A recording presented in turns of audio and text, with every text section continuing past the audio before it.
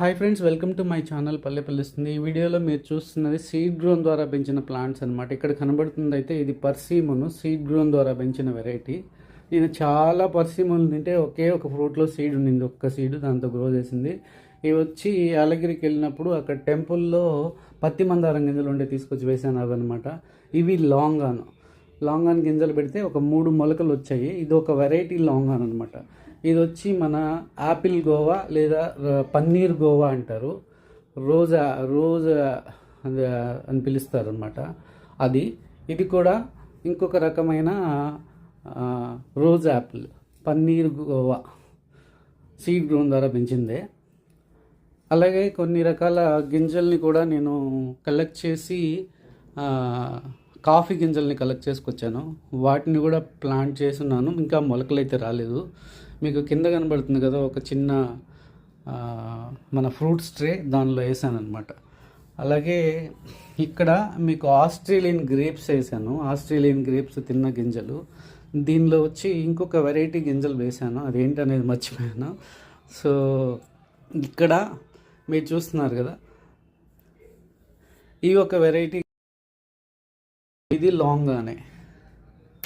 లాంగాన్లో all season longan అంటారు కదా, ఆ సీడ్ అనమాట ఇది. సో అలాగా చిన్న కవర్లో, మనకు వచ్చిన గిఫ్ట్ కవర్లో పెట్టాను. మనం సీడ్ ద్వారా వచ్చిన ప్లాంట్ మన ఇంట్లో వేసుకొని అవి గ్రో చేసి కాయలు కాస్తే వచ్చే ఆనందం మనం బయట నర్సరీలో తెచ్చుకొని వేసుకుంటే రాదు. అంత డబ్బులు పెట్టడం కూడా వేస్ట్.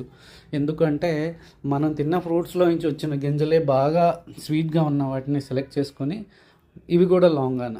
ఇది ఇంకొక వెరైటీ లాంగాన్ అనమాట, గింజలు పెడితే వచ్చాయి. ఇది ఇప్పుడు నేను పట్టుకున్నది అయితే రంబూటాన్, ఒక వెరైటీ రంబూటాన్. ఇక్కడ కనబడేటి కమలా గింజలు, చాలా స్వీట్గా ఉన్నింది ఆ కమలా.